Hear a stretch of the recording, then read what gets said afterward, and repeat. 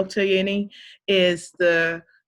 Omotayo is the HOD of Obstetrics and Gynecology at Lagoon Hospital, Lagos. Part of her special interests include reproductive endocrinology and fetal-maternal medicine, and she has all the qualifications to be talking to us today. And so we're going to invite Dr. Ayeni now to take over.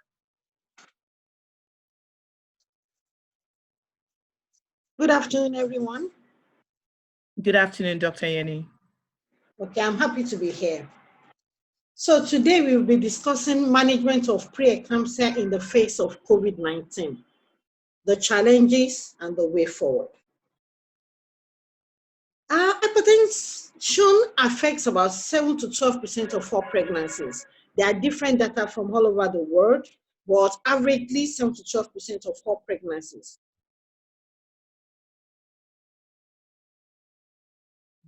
%8% of all pregnancies. Hypertensive disorders in pregnancy, they are associated with increased maternal mortality and morbidity. In the United States, it's the second leading cause of maternal mortality. In Nigeria, it's about the third leading cause of maternal mortality. It's also associated with increased prematurity and all its sequelae, perinatal mortality and morbidity. That is from different complications, abortion, placenta, international growth restriction, international fetal death that complicates hypertensive disorders in pregnancy generally. In general, hypertension in pregnancy is defined if it is mild and severe. For mild cases, both preeclampsia and chronic hypertension, we have blood pressure that is greater than or equal to 140/90 millimeters of mercury. That is classified as a mild hypertensive disorder.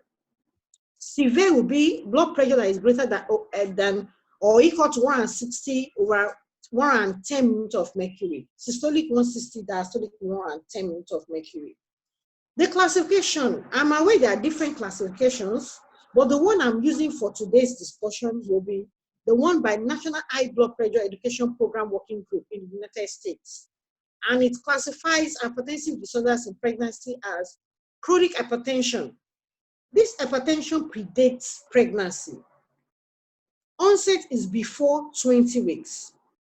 In fact, the woman may be already be on antihypertensive, and this high blood pressure persists 12 weeks postpartum. Next is preeclampsia, occurs after 20 weeks of gestation. The definition of preeclampsia is functional and it is precise. It occurs after 20 weeks. The blood pressure is greater or equal to 140/90 millimeters of mercury, not measured on one occasion, but at least 6 hours apart. Then proteinuria of 0.3 grams of protein in 24-hour urinary sample, or 1+ of proteinuria on urinalysis, which is on dipstick examination. Next in the spectrum is eclampsia.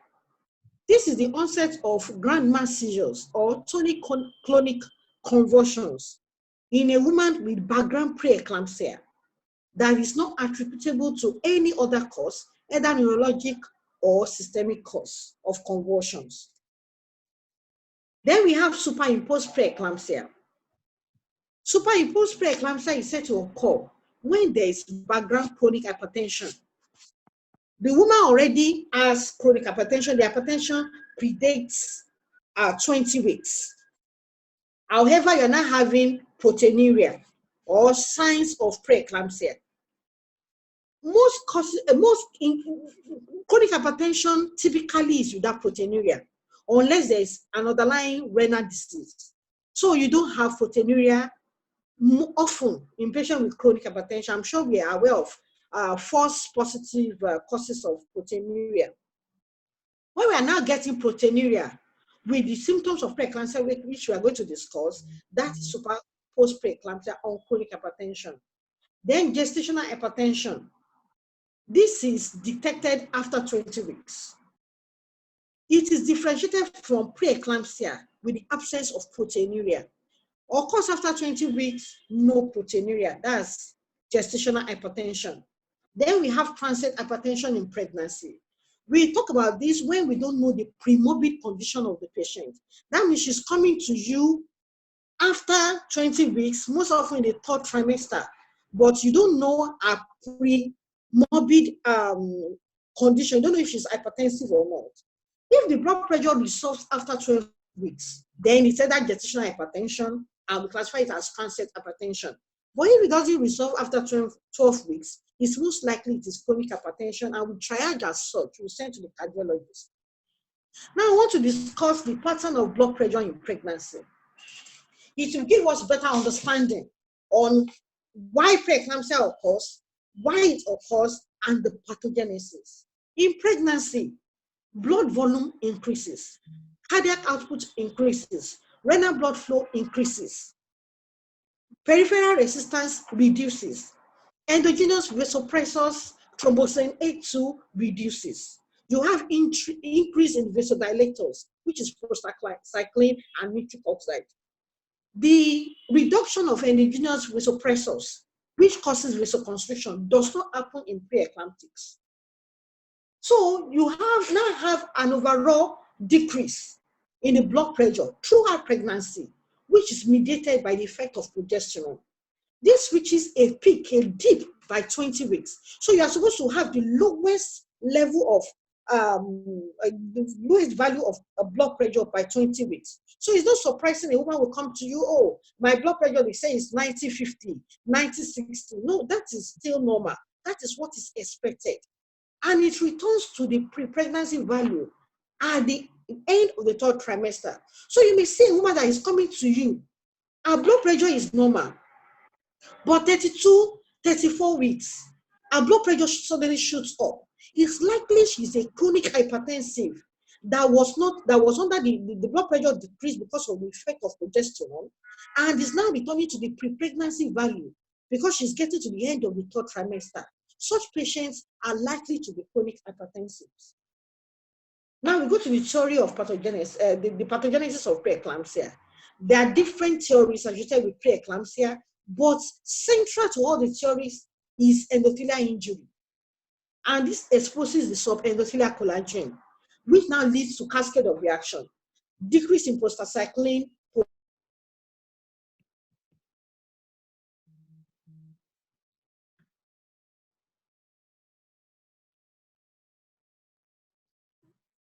So Dr. Ayeni might be having a network issue. I'm sure she'll be audible soon. Dr. Ayeni, can you hear us?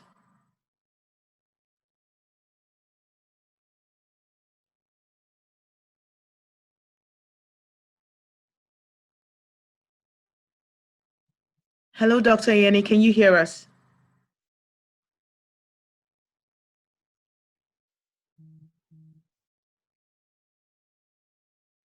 Okay. Seem to have lost Dr. Ayeni.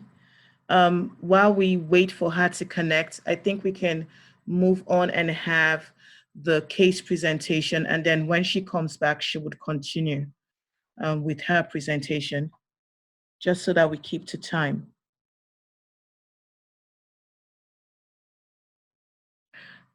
Dr. Paxson, are you on the call? Can we unmute General Hospital Ikorodu?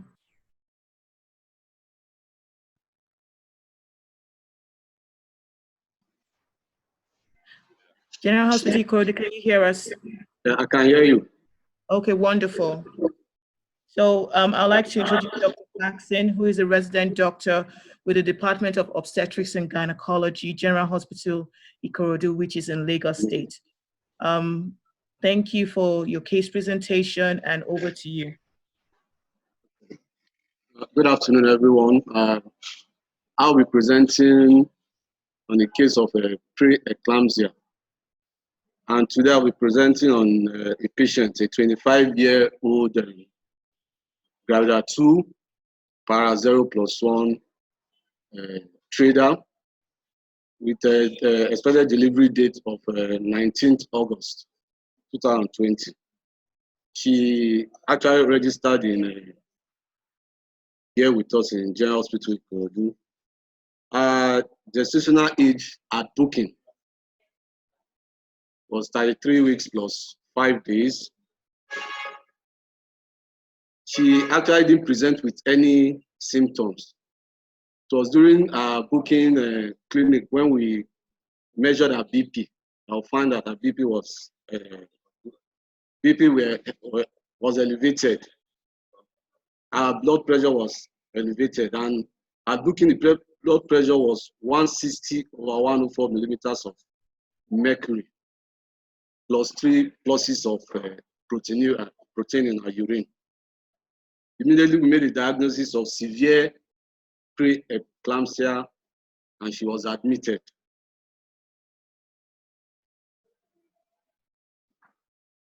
Our other histories were she's not a known hypertensive, she's not a known diabetic, there's no significant allergy to any medication.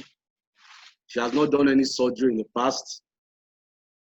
But the current medication she's currently on tablets, diuretic, 500 milligram, 3 times.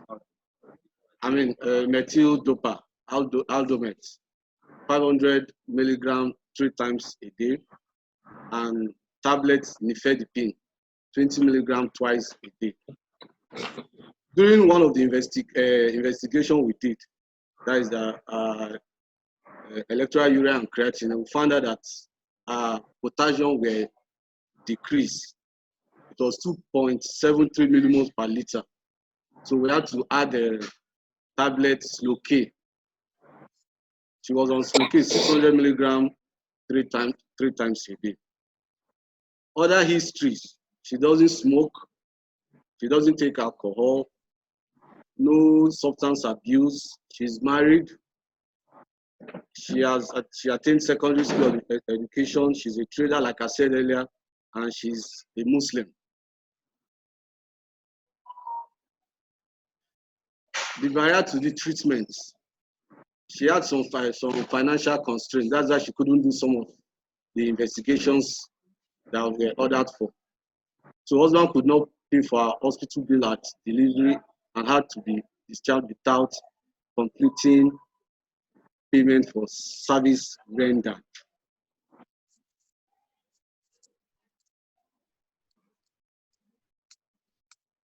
The summary of this case: she's a 25-year-old gravida 2, para 0 plus 1, an obese woman. Previously, she's not a known hypertensive, a trader who booked at gestational age of 33 weeks plus 5 days, and she's currently, though we did the surgery today, currently on admission and being managed for severe preeclampsia and on antihypertensive. Her weight is 76.4 kg, height 1.57 meters, which gave her a BMI of 30.56 kg per meter square, and BP and blood pressure of 160 over 104 millimeters of mercury.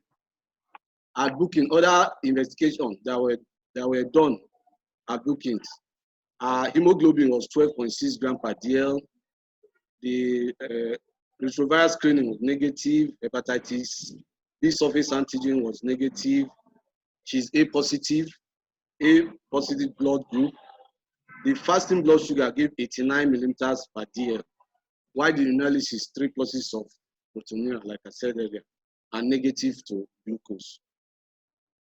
The scan she came with shows an intrauterine pregnancy with expected date of delivery of 19th of August 2020. She could not afford serum creatinine and uric acid estimation.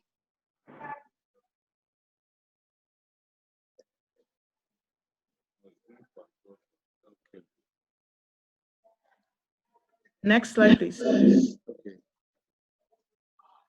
Currently, she's 35. Currently, patient is 35 weeks plus 5 days on admission with blood pressure of 149/95 millimeters of mercury. Urinalysis for protein has turned negative, and she's still currently on IT hypertensive, tablet methyl-dopa 500 milligram TDS, tablet nifedipine 20 milligram PD twice daily, and had an elective cesarean section today.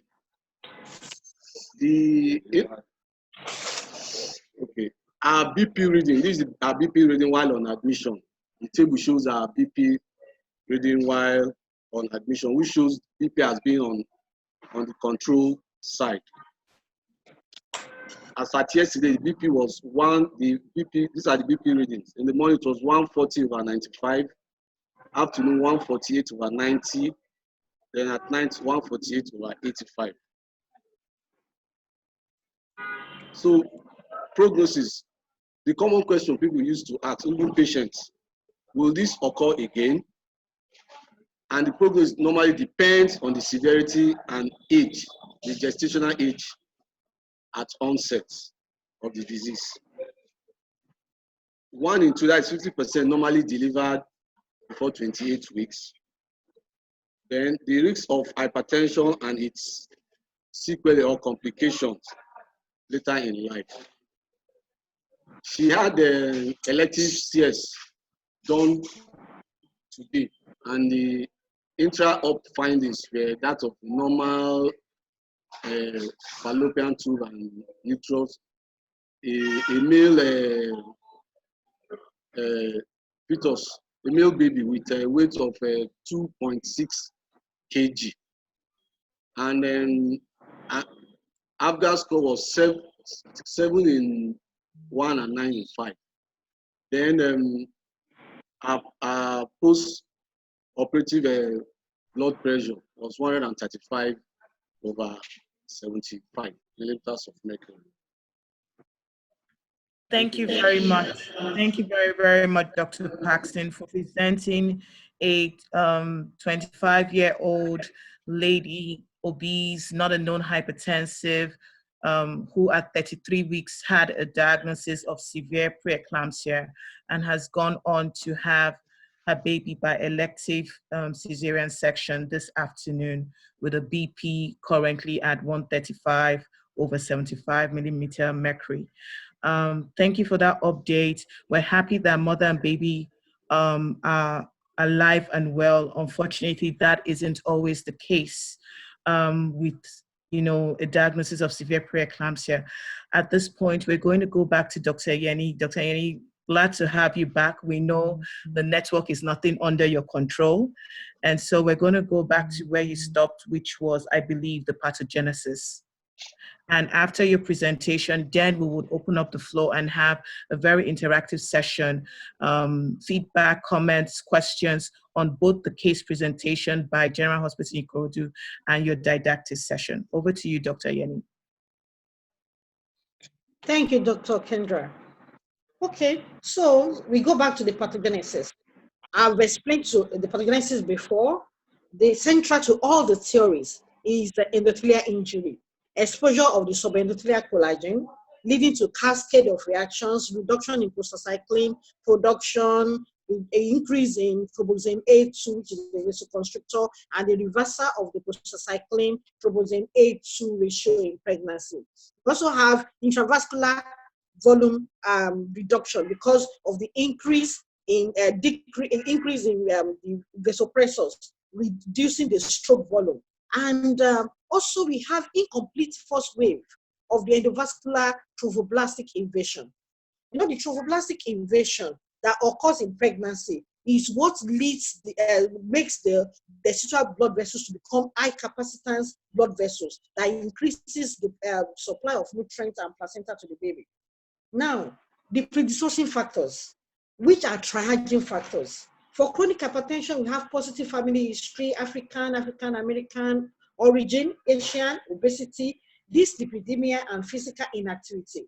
For pre-eclampsia maternal age less than 19 years or greater than 35 years, nulliparous, that means first pregnancy, primary gravidity, multiple gestation, diabetes mellitus in pregnancy, chronic hypertension, thyroid disease in pregnancy, renal disease, collagen vascular disease, antiphospholipid syndrome, and previous issue of pre-eclampsia.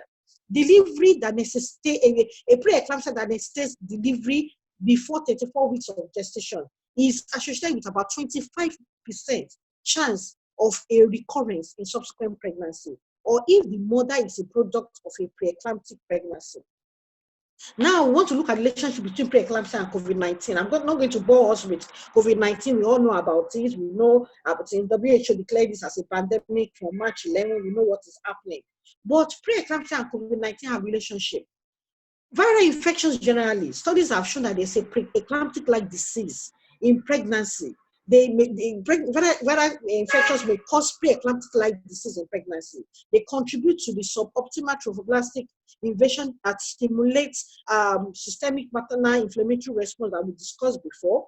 We also it has been found that emerging studies have shown that angiotensin converting enzyme 2 proteins, they act as the receptors that COVID-19 used to enter the cells and causes the damaging effects that we see. And these proteins are expressed in excess on the placenta and the vascular smooth muscles of the protein. Also, there are similarities in immunologic responses of pre-eclampsia and COVID-19. And pregnant women are also at risk for COVID-19 because of the relative immunosuppression that occurs in pregnancy. And we know that one of the risk factors for having COVID-19 is immunosuppression.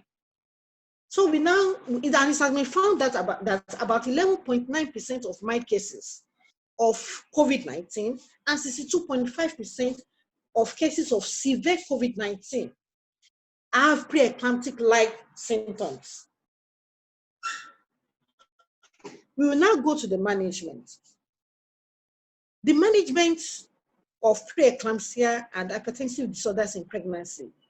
Generally, pregnancy in the face of COVID-19 is changing generally in the world.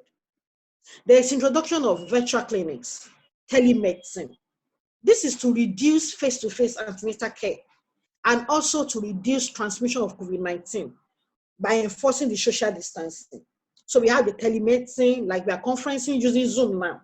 So that is the kind of antenatal care that's been introduced to the world. There was a time that we had the focus antenatal care, which was directed in reducing the number of antenatal clinics and waiting time that is occurring in sub-Saharan Africa. That is what is being adopted. The Royal College of Gynecologists in the UK, that is what they are adopting right now, to have only 6 antenatal visits, face-to-face antenatal visits. And this one is focused at reducing the crowd at clinic. Then another important factor is counseling, guidance, and education of pregnant women, especially using the triaging factors, the predisposing factors, educating these women that although we are reducing antenatal clinics, face-to-face clinics, but they need to be educated concerning their condition, the complications that can occur because of hypertensive disorders, and that's not going to the hospital when there are signs of pre-eclampsia, especially when there are predisposing factors, is more dangerous than having the COVID-19 infection because of the associated complications that you have with it. Now, going back to the virtual clinics, for how does it apply in sub-Saharan Africa? And we know 2 slides behind. Sorry, yes. don't go ahead, Dr. Ayeni. Yes. So these patients, we know that these patients, they may not be, some of them may not even have phone, they may not have the technological know-how. So in Africa, we still have to do some face-to-face antenatal clinics more frequently, especially when we use the triaging factors of the predisposing factors. We encourage them to use their face mask to reduce transmission or having the infection. Then for health workers, there's this fear, I don't want to see patients, I can become infected. Universal precautions for health workers, using our face mask and hygiene is very important to prevent contacting the infection or transmitting the infection. Then the use of personal protective equipment, especially in areas of emergencies, the labor ward, the theater, and the emergency ward. Then another thing that is being done around the world is to offer COVID-19 screening for women who are to be admitted, to know is it pre-eclampsia or COVID-19 infection, and to also prevent transmission to health workers, and also to prevent especially to prevent transmission to health workers. And also, we know that in Nigeria, general hospitals or even any other hospitals, is not all hospitals that are allowed to manage COVID-19 patients. There's a protocol and there's a place where they are being managed. Our focus is precisely on pre-eclampsia. So the management will start from the booking clinic. At the booking clinic, taking a detailed history to identify the risk factors for proper triaging. Examination. You cannot know the blood pressure of a woman unless you measure the blood pressure. I know there are challenges about measuring blood pressure. This is one of the challenges during this COVID-19, coming close to the patient. Some patients will even refuse to their blood pressure to be taken because they don't want to share the cough, because they believe that somebody has used the cough before. That there's a way to address this. We can use disposable nylon to wrap around the cough, or we can disinfect the cough. Luckily, there are fabrics with alcohol. We can have different coughs, and we disinfect one and using alcohol sanitizer, allow it to dry off before we use it to the patient. This is one of the things we need to counsel patients about. Tell them that no, it is safe. We have disinfected it, or you change the disposable nylon to use to wrap around the cough to measure this blood pressure. We also need to examine the systems at risk, all the systems, especially when there's a background of chronic hypertension. Especially these days, we have a lot of patients coming with IVF pregnancies or getting pregnant at an older age. Some would have even had a previous history of stroke or previous history of heart failure. With obstetric examination, this can be bypassed in the days of COVID-19 by an obstetric scan, which, because of the cord and the transducer, you will be able to, instead of coming close to, say, you are auscultating the heartbeat, you can actually do an obstetric scan to evaluate the fetal well-being.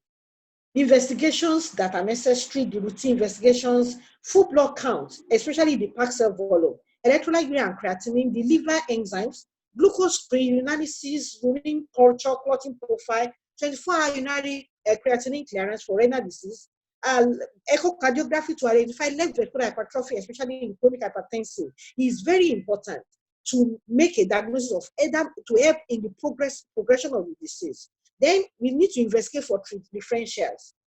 Thyroid screen, catecholamines, when we are suspecting pheochromocytoma, anti-nuclear antibodies when we are suspecting collagen vascular diseases. At the booking clinic, that is when you offer counseling. That is when you triage. That's when you identify the risk factors. So you know, oh, am I going to be having frequent visits with this woman, or I am going to triage to the normal clinic. For people who are chronic hypertensive or they have a risk towards pre-eclampsia, we need to see them up frequently. And at the follow-up clinics, what do we need to do? Blood pressure measurement, urinalysis to identify proteinuria, fetal well-being. And how do we assess fetal well-being? Fundal height, fetal auscultation, and when we have the luxury of an obstetric scan, umbilical artery, Doppler studies, and the amniotic fluid index to identify oligodramnus, which will be an indication to fit placenta insufficiency. Symptoms of pre-eclampsia: severe headaches, visual disturbance, papilloedema, liver tenderness, gastric pain and vomiting, low platelet count or abnormal liver enzymes. When these are present, it is an indication of severity, and it's an indication that we may need to admit this patient. Now we'll go to, this is a pictorial representation: severe headaches, visual disturbance, papilloedema, epigastric pain, low platelets. We can see the cascade. We need to measure the blood pressure. If we don't measure the blood pressure, we will not know. Then we need to check the heights for the papilloedema. We need to do the abdominal examination to be able to check, is there epigastric tenderness, is there epigastric pain, and of course our investigation results. Then we go to management now. From chronic hypertensive patients that is presenting as a chronic hypertensive in pregnancy into the clinic, booking clinic, there is a need to review the medication. Is it safe in pregnancy? The antihypertensives, we know that the ACE inhibitors, they are not really safe in pregnancy because they cause renal disorders. They cause hypocarburia, they cause renal anuria, they cause anuria in the fetus. So they are not really safe. So you want to convert to a safe drug in pregnancy. You want to prevent severity of symptoms by giving low dose aspirin, 75 milligram. Calcium 2, 1 to 2 grams per day has been found to reduce the complications associated with pre-eclampsia and chronic hypertension in pregnancy. Then management of pre-eclampsia. We have the principles of management. We want to control blood pressure, we want to manage the fluid, prevent convulsions, we want to deliver, and want to give a good postpartum care. What are the factors that will influence management? Severity. For mild pre-eclampsia, you can do conservative approach, like the one that was adopted in the case presented. For severe pre-eclampsia, you may need to deliver because it's a progressive disease. Gestational age less than 34 weeks because of the risk of prematurity and the attendance sequelae. Gestational age more than 34 weeks, you may not delay. Maternal and fetal condition are also factors to be considered. If the mother's condition or the baby's condition is not good, you may need to deliver. Antihypertensives, I will go to antihypertensives that are used, that have been found to be safe in pregnancy. Meltildopa has been used for a long time, traditionally has been found to be safe in pregnancy. Labetalol has been found to be both useful in chronic hypertension and in pre-eclampsia, both even when you have a severe eclampsia blood pressure, you can use it as been found to be safe. Hydralazine, too, for acute blood pressure control in pre-eclampsia and eclampsia, you can use it or you can use labetalol. Atenolol has been found to cause intrauterine growth restriction in pregnancy and is not really encouraged to be used. Then we go to the control of seizures. We have the magnesium sulfate, which has been found to really prevent convulsions, abort convulsions, and prevent recurrence of convulsions. Loading dose, the maintenance dose is based on different protocols, based on different preferences, and based on different departments, different countries that adopted different protocols. Then you need to watch out for the signs of toxicity because magnesium sulfate has a narrow spectrum of toxicity. How do you do that? You have to continue to check the respiratory rate to be sure that it is within normal limits. Urinary output, at least you expect about 30 mils per hour or 1 to 2 mils per hour. Then you check the angle clonus to be sure that it is not depressed. Then for the current seizures, these drugs are encouraged to be used only after the patient has been delivered and you still have persistent convulsions despite the use of magnesium sulfate, thiopentone, diazepam, and sometimes you may need to even intubate some of these patients. Then we go to fluid management. Although there's intravascular depletion in volume depletion in pre-eclampsia, you still need to restrict the fluid to about 80 ml per hour or 1 ml per kg per hour. This is to prevent pulmonary edema or cerebral edema that is associated as a complication of this complication of pregnancy. Then the delivery now. You look at the gestational age. If it's more than 34 weeks, and the blood pressure is not being controlled, you may need to deliver. Then you may need to mature the lungs if the gestational age is less than 36 weeks for lung maturity, prevention of necrotizing enterocolitis, and intraventricular hemorrhage in pregnancy. Before, there was this debate between betamethasone and dexamethasone, and betamethasone was found to be better. But in the days of COVID-19, we will prevent dexamethasone because dexamethasone has been found to be beneficial for patients with severe COVID-19. Then I've talked about the fetal-maternal hemodynamics. If there's a problem with the mother or the fetus, you have to, then that means extrauterine life outweighs intrauterine life. You may need to deliver. Then conditions to be considered for the delivery, the mode of delivery, fetal presentation, fetal life. You don't want to deliver a transverse baby by vaginal vaginal route because you must deliver by vaginal route. You have to consider the fetal presentation and the fetal line. Then the cervix, the Bishop's score, which assesses the nearness of the cervix to spontaneous vaginal delivery. If the Bishop's score is low, you may need to opt for a cesarean delivery. But if the Bishop's score is high and the vaginal delivery is imminent, you may allow the woman to go ahead and have a vaginal delivery. Postpartum, especially the women who have vaginal delivery, who were discharged home, second day post-op, second day postpartum, third day postpartum, you need to measure the blood pressure 3 to 6 weeks after delivery, 3 to 6 days after delivery. This is very important because in some of them, you have a spike in this blood pressure. We also need to control and prevent convulsions postpartum. And there's a need to follow up to 12 weeks to know if it's a chronic hypertensive or it is pure gestational hypertension or pre-eclampsia. If it persists beyond 12 weeks, we try to the cardiologist for further management. Also, in the postpartum, there should be a stepwise reduction of antihypertensives for you to be able to conclude if it's chronic hypertensive or it is pure gestational hypertension, because with pure gestational hypertension, they will no longer need antihypertensives at a particular stage. And these women should be offered pre-conceptional care so they can enter into the next pregnancy with optimal conditions for a good pregnancy outcome. Complications of pre-eclampsia, maternal, fetal, we've discussed this before. And in conclusion, there are changes in antenatal model of care in the face of COVID-19. One of the things I also wanted to measure is that when we, because of COVID-19, and we need to see frequently, face-to-face antenatal care in sub-Saharan Africa. Another thing we can adopt is that since we are triaging only high-risk pregnancies are pregnancies in which you have a condition that can mitigate against a good pregnancy outcome. So the woman comes more often to the clinic. The ones that are low risk, they won't be coming to the clinic. So you already have a reduction on the volume of patients that are coming to clinic. Some of these patients can be given appointment time, come at so time. So you reduce the waiting time, you reduce contact with other patients.